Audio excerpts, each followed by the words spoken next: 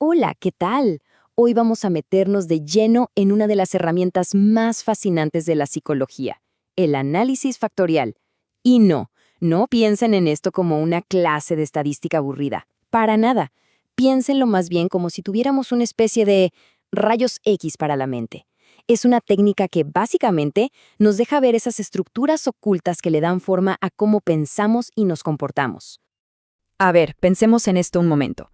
En psicología nos topamos con una pregunta gigante. ¿Cómo medimos algo que no podemos ver? O sea, ¿cómo le ponemos un número a la inteligencia, a la personalidad, a la ansiedad? Porque claro, no podemos agarrar una cinta métrica o una balanza para eso. Bueno, justo ahí, en ese problemón, es donde entra a jugar el análisis factorial. Lo típico, ¿no?, es usar cuestionarios. Se preparan un montón de preguntas, los famosos ítems, que uno cree que tienen que ver con, no sé, la ansiedad. Pero claro, aquí es donde la cosa se pone interesante, porque después de que cientos de personas responden, lo que se tiene es una montaña, una avalancha de datos. Y la pregunta del millón es, ¿cómo sabemos que esa pregunta sobre sentirse nervioso y esa otra sobre preocuparse por el futuro de verdad están midiendo la misma cosa, eso que llamamos ansiedad? Y bueno, esta pregunta es, en el fondo, el gran dilema de cualquiera que desarrolle un test psicológico. Porque, por un lado, tenemos cosas que sí podemos ver, que son las respuestas a cada pregunta, son nuestros datos observables. Pero, por otro, tenemos la intuición, la sospecha de que hay algo que no vemos, una variable oculta que conecta todo. Y encontrar esa conexión, esa es la clave. A esa cosa misteriosa, a esa variable oculta que está por detrás conectando las respuestas, los psicólogos le ponemos un nombre, se llama factor latente. Es, digamos, un concepto teórico. Por ejemplo, la ansiedad como tal no la podemos ver ni tocar. Lo que sí vemos son las respuestas a las preguntas. Entonces, lo que hacemos es suponer, o sea, hipotetizar, que esa ansiedad es la causa de que la gente que puntúa alto en nerviosismo también lo haga en preocupación. Miren, para que esto quede súper claro, vamos a usar una analogía de cocina. Imaginen que las preguntas de un cuestionario son los ingredientes: harina, huevos, azúcar, leche. Cada uno por separado, pues no dice mucho. Pero si los mezclamos de la forma correcta, ¿qué obtenemos? Un pastel. Bueno, ese pastel, ese es nuestro factor latente. Ansiedad, extraversión, lo que sea. Y el análisis factorial, entonces, es como la receta mágica que nos dice exactamente qué ingredientes se juntan para preparar cada pastel. Bueno, entonces ya está claro cuál es el objetivo, ¿no? Encontrar esa estructura que está escondida en la maraña de datos. El análisis factorial es justo la herramienta estadística que nos permite hacer eso. Su trabajo, su misión, es agarrar esa cantidad gigante de variables, o sea, las respuestas a los ítems, y agruparlas en unos pocos factores. Es como poner orden en el caos para que por fin podamos ver los patrones. Ahora, ojo que esto es súper importante. No hay una sola forma de hacer análisis factorial.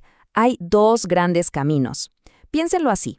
A veces en una investigación uno va a explorar y otras veces va a confirmar algo que ya sospecha.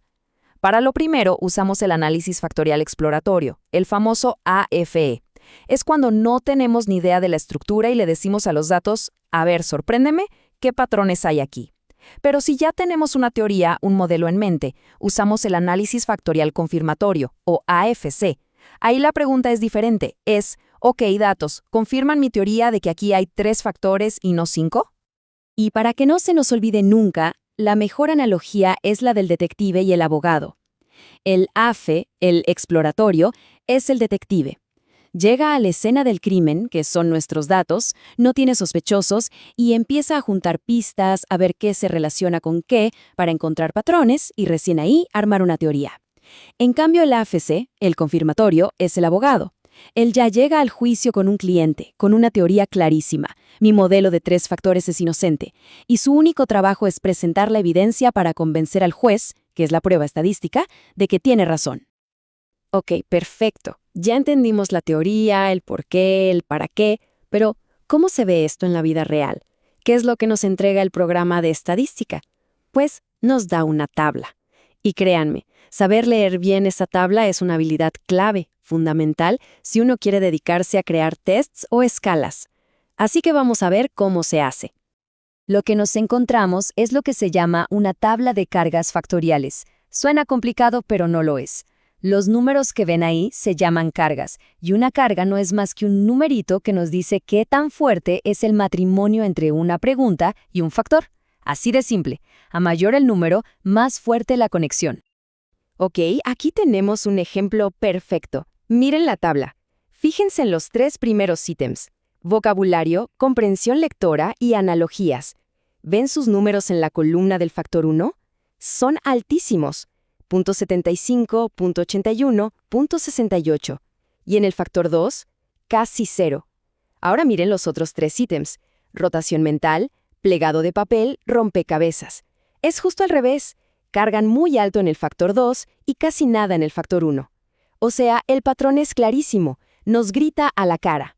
Las 3 primeras preguntas están midiendo una cosa, que podríamos llamar habilidad verbal, y las otras 3 están midiendo otra cosa distinta, que llamamos razonamiento espacial. Entonces, con esta tabla en la mano, ¿qué decisiones tomamos para mejorar nuestro test? Es como una receta de 3 pasos. Paso 1. Buscamos las cargas altas. Por regla general, cualquier cosa arriba de .40 nos interesa. Esos ítems son los que le dan identidad al factor. Paso 2. Cuidado con las cargas cruzadas. ¿Qué es eso? Es cuando un ítem carga alto en más de un factor a la vez. Eso no nos gusta, porque significa que el ítem es ambiguo. Y paso 3. Toca decidir. Si un ítem no carga alto en ningún lado o si tiene cargas cruzadas feas, probablemente sea un buen candidato para eliminarlo. Así vamos limpiando, purificando nuestra escala.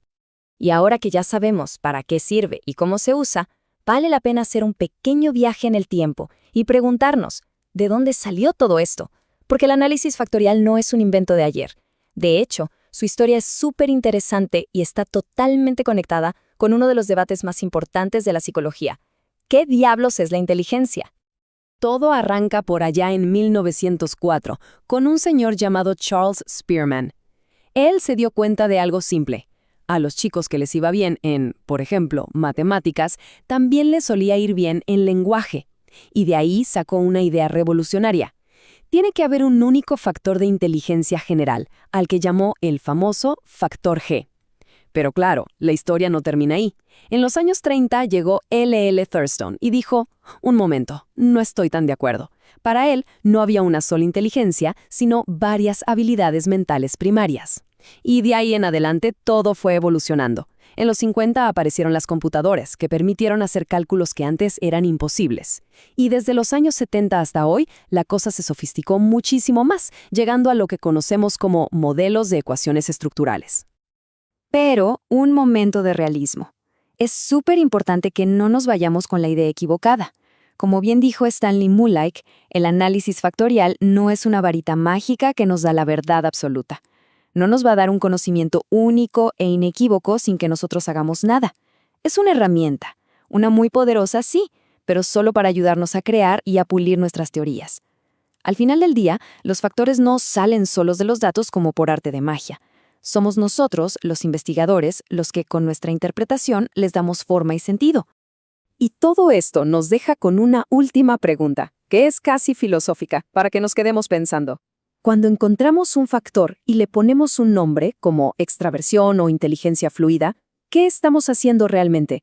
¿Estamos descubriendo algo que existe de verdad dentro de la mente humana? ¿O solo estamos creando una etiqueta bonita y útil para describir un patrón matemático que vimos en los datos?